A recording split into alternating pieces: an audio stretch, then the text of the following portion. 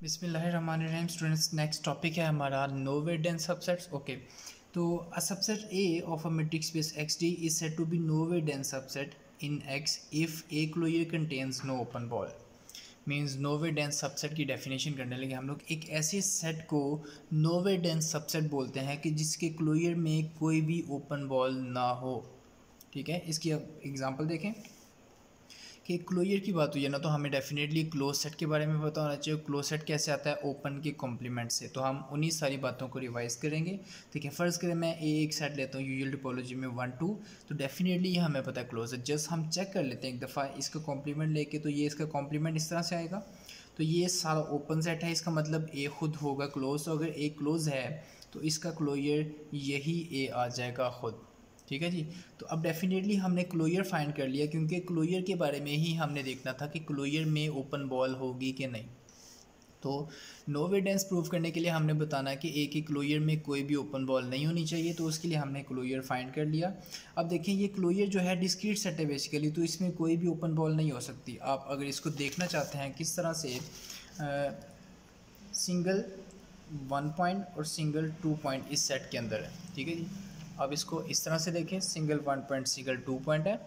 और अब इसमें ओपन बॉल क्यों नहीं है? क्योंकि जैसे ही हम ओपन बॉल बनाने के लिए थोड़ा सा लेफ़्ट राइट पे आते हैं, तो ये बहुत सारे एलिमेंट्स जो है वो ऐड हो जाते हैं। हालांकि ये एलिमेंट्स तो इस ए के अंदर आ ही नहीं सकते, तो इस वजह से ए के अंदर सिर्फ ये सिंगल पॉइंट्स हैं, तो ओपन बॉल नहीं आ सकती किसी भी तरह से। तो हम इजीली देख सकते हैं कि एक क्लोजर जो है इसमें कोई भी ओपन बॉल नहीं हो सकती। तो एक क्लोजर में कोई भी ओपन बॉल नहीं है, तो इसका मतलब है ए जो है ये वाला सेट नोवे डेंस सबसेट। इसी तरह से अगर हम सेट ऑफ इंटीजर्स पे चलते हैं, तो सेट ऑफ इंटीजर्स जो है हमारे सामने है। तो इसका क्लोजर फाइंड करने के लिए क्यों ना हम देख लें इसका कॉम्प्लीमेंट क्या आता है। इसका कॉम्प्लीमेंट आता है सारे ओपन इंटरवल्स की यूनियन इस तरह से। और हमें पहले भी पता है कि ये यूजुअल टोपोलॉजी में ये क्लोज होगा। तो z जो है ये क्लोज़ है, तो इसका कॉम्प्लीमेंट ओपन आएगा डेफिनेटली, क्योंकि ये क्लोज़ है। ओके, तो z अगर क्लोज़ है तो इसका क्लोजर यही आ जाना है। तो z क्लोजर जो है वो z के इक्वली आ जाएगा। इसका मतलब z का क्लोजर हमें पता चल गया, यही z का क्लोजर है। तो ये डिस्क्रीट सेट है, इसमें कोई भी ओपन बॉल नहीं है, जस्ट ये पॉइंट्स हैं। तो z contains no open ball, तो इसकी वजह से z को हम कह सकते हैं नोवे डेंस सबसेट। इसी तरह सेट ऑफ नेचुरल नंबर्स भी नोवे डेंस होगा। इवन हम सेट ऑफ रैशनल नंबर्स को भी प्रूव कर सकते हैं no way dense. Okay students, no way dense के बाद हम आएंगे कॉन्सेप्ट ऑफ कैटेगरी पे। हमने सेट्स की दो कैटेगरीज बना ली, first category and second category. इस पे ज़रा चलते हैं हम लोग। A subset A of a matrix space X is said to be of first category. कि किसी भी सबसेट को हमने फर्स्ट कैटेगरी का कहना है, लेकिन कब कहना है? If and only if A can be covered by a countable union of its no way dense subsets. कि हम अगर ए को काउंटेबल यूनियन में लिख सकें, लेकिन काउंटेबल यूनियन किन सेट्स की? नोवे डेंस सबसेट्स की, उसी के नोवे डेंस सबसेट्स। देखें फॉर एग्जांपल, मैं सेट ऑफ नेचुरल नंबर की अगर बात करता हूँ, set of natural numbers n, तो हम n को लिख सकते हैं जी union single n belongs to set of natural numbers. तो बेसिकली देखें ये काउंटेबल यूनियन है। ठीक है, हम इसको इस तरह से भी लिख सकते हैं, union n from 1 to infinity single n। तो ये बेसिकली काउंटेबल यूनियन है। ये यूनियन जो है सेट ऑफ नेचुरल नंबर्स ही बनाएगी। तो हमने नेचुरल नंबर्स को काउंटेबल यूनियन में लिख दिया। और काउंटेबल यूनियन जिन सबसेट्स की बनी है वो सबसेट्स क्या है? नोवे डेंस है, बिकॉज नेचुरल नंबर्स में सारे सिंगलटन्स जो है वो नोवे डेंस होते हैं। तो नेचुरल नंबर्स को नोवे डेंस सबसेट्स की यूनियन में लिख दिया, काउंटेबल यूनियन में। तो ऐसा करने के बाद हम क्या बोलेंगे जी कि ये सेट किस कैटेगरी का है? फर्स्ट कैटेगरी का।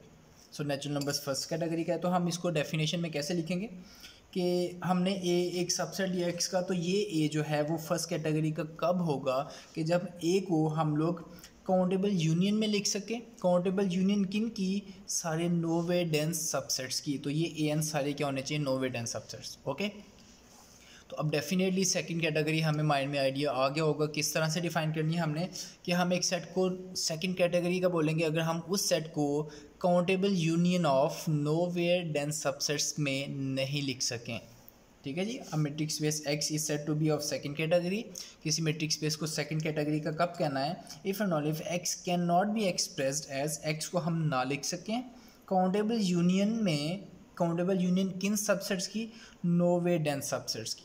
तो अगर हम किसी भी सेट को लिख सकेंगे तो हम उसको बोलेंगे फर्स्ट कैटेगरी का सेट, और अगर हम ना लिख सकें तो हम उसको बोलेंगे सेकंड कैटेगरी का सेट। ओके, तो इसी कैटेगरी पे हमारे पास एक थ्योरम है, Baire's category theorem, very important theorem है पेपर पॉइंट ऑफ व्यू से, और इसकी बहुत सिंपल स्टेटमेंट है, a complete metric space is of second category, कि अगर एक मैट्रिक स्पेस कंप्लीट है तो वो सेकंड कैटेगरी की होगी।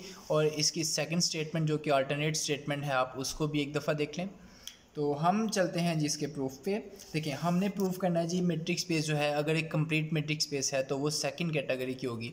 अब सेकंड कैटेगरी की डेफिनेशन को अगर हम लोग रिवाइज करें तो सेकंड कैटेगरी की डेफिनेशन है कि हम लोग एक्स को countable union of no way dense subsets में नहीं लिख सकते, नहीं एक्सप्रेस कर सकते। ओके, तो ज़रा आए इसके प्रूफ पे, बहुत सिंपल, बिल्कुल मुश्किल नहीं है। ज़रा देखना है हमने इसको, let X be a complete metric space, हमने एक कंप्लीट मैट्रिक स्पेस ले ली। We have to prove that, हमने प्रूव क्या करना है कि एक्स जो है, बेसिकली आप यहाँ पे लिखें we have to prove that X is of second category, X second category का सेट है। उसके लिए हमने क्या प्रूव करना है, for this we have to prove that x cannot be expressed as countable union of no weight and subset, that is x is not equals to union of an and belongs to n। और ये सारे क्या होंगे, countable, ये सारे होंगे nowhere dense subsets. Okay, तो हमने प्रूव करना कि ये नहीं लिखा जा सकता, तो हम कंट्राडिक्शन मेथड से इसको सॉल्व करेंगे। हम कहेंगे ऑन कंट्रारी लेट करते हैं हम लोग कि x को countable union of nowhere dense subsets के एक्सप्रेशन में हम एक्सप्रेस कर सकते हैं, where each n is nowhere dense subset of x। Okay, अब हम वापस आते हैं नोवे डेंस की डेफिनेशन पे, कि देखें हर एक an जो है वो नोवे डेंस है। अब नोवे डेंस का मतलब क्या होता है, देखें डेंस का मतलब हम अगर रिवाइज कर लें तो ए डेंस कब होगा, जब ए क्लोजर किसके इक्वल आएगा, एक्स के इक्वल आएगा।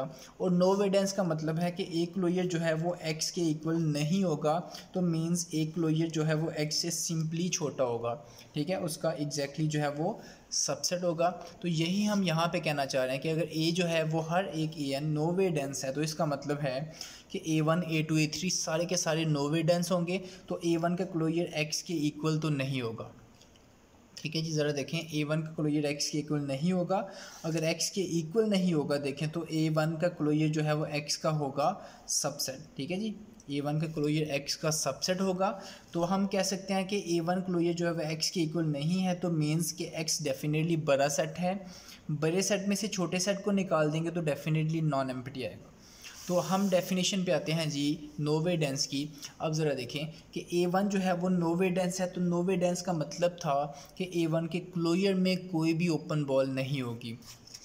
ठीक है जी, A1 is nowhere dense, then there exist an open ball B1, कोई ओपन बॉल हमें ऐसी लाजमी मिलेगी कि जो A1 के अंदर नहीं है। हम इसको किस तरह से बनाएंगे, देखें कंट्राडिक्शन मेथड में डायग्राम नहीं होती, लेकिन हमने जस्ट समझने के लिए डायग्राम को बना लिया।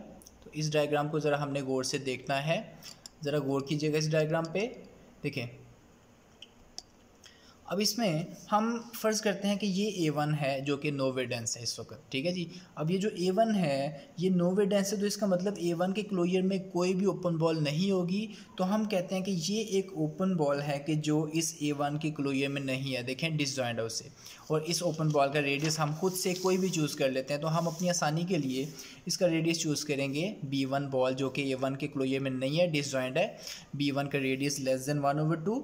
ठीक है जी, disjoint from A1 because A1 is nowhere dense. देखें डिसजॉइंट है, याद रखना है कि A1 का क्लोजर जो है उसके अंदर ये बॉल नहीं होनी चाहिए, डिसजॉइंट होने चाहिए। ठीक है, क्योंकि अगर ऐसा नहीं कहेंगे तो नोवे डेंस की डेफिनेशन जो है वो फुलफ़िल नहीं होगी। तो A1 अगर नोवे डेंस है तो उसके क्लोजर में कोई भी ओपन बॉल नहीं होगी। ओके, तो हमने यहाँ पे क्या बोला कि A1 का क्लोजर, ये फ़र्ज़ करें A1 पड़ा हुआ है, तो हमने यहाँ पे एक बॉल बना ली कि A1 के क्लोजर में और इस बॉल में बिल्कुल भी कुछ भी कॉमन नहीं, ये बॉल उसके क्लोजर में नहीं है।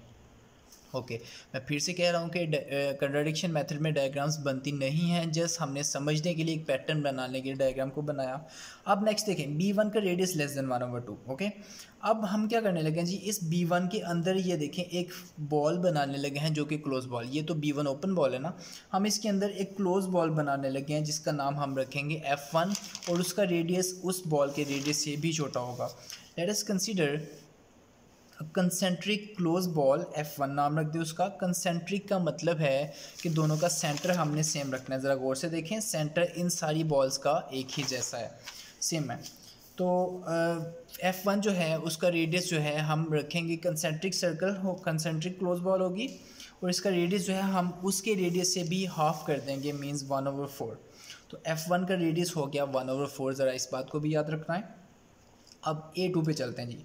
A2 भी नो वे डेंस है, तो इसका मतलब कि A2 अगर नो वे डेंस है, ज़रा देखें तो A2 के क्लोजर में भी कोई ओपन बॉल नहीं होगी। इसका मतलब हम यहाँ पे अगर एक बॉल बना लें तो वो बॉल जो है वो A2 के क्लोजर में नहीं हो सकती, बिकॉज कि A2 नो वे डेंस है, और नो वे डेंस का मतलब है कि हर ओपन बॉल एक क्लोजर के अंदर नहीं है, कोई भी ओपन बॉल एक क्लोजर के अंदर नहीं है। तो A2 के क्लोजर में कोई भी ओपन बॉल नहीं होगी। स्पेसिफिकली ये ओपन बॉल जो हम खुद बनाएंगे ये भी एक क्लोजर के अंदर, A2 के क्लोजर के अंदर नहीं होगी। तो A2 is nowhere dense, so interior F1 contains an open ball B2। हम खुद से इसी F1 के अंदर एक बॉल बना लेंगे जिसका नाम होगा B2, और उसका रेडियस मज़ीद हाफ कर देंगे 1/4, ओके, लेस देन 1/4।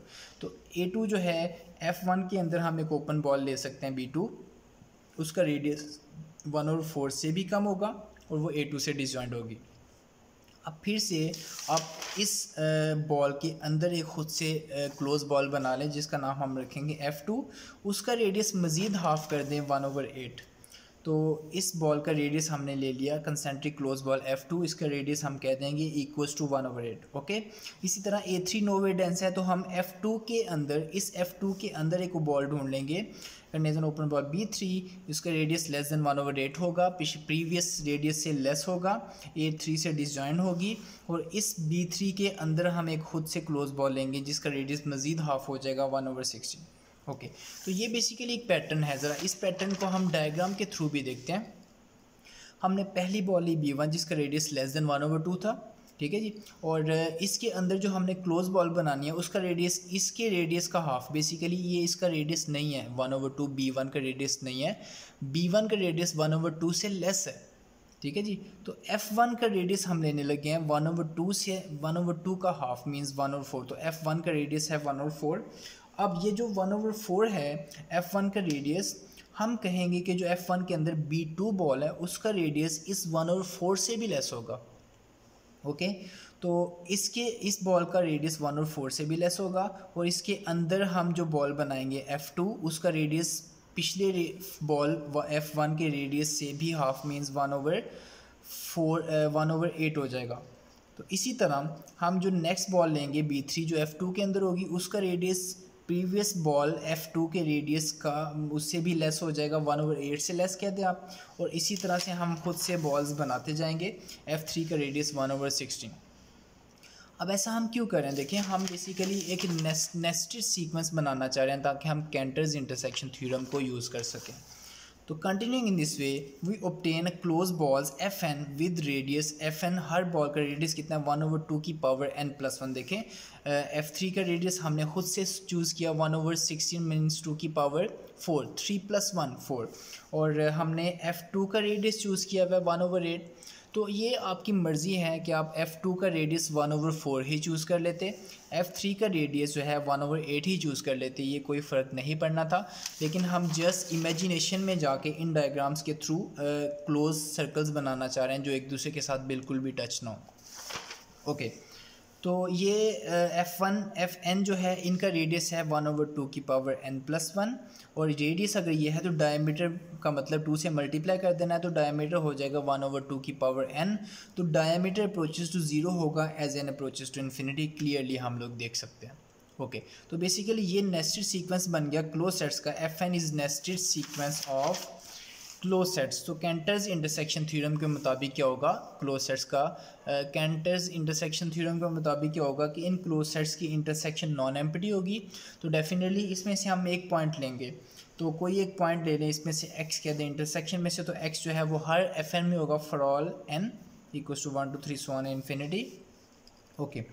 अब बेसिकली है क्या कि Fn जो है वो डिसजॉइंट है an से, तो अगर एफ एन ए एन से डिसजॉइंट है, इसका मतलब एफ एन का ये वाला पॉइंट जो है वो ए एन में नहीं हो सकता। तो एक्स जो है वो does not belongs to union A n, किसी भी ए एन में नहीं है तो यूनियन में भी नहीं होगा।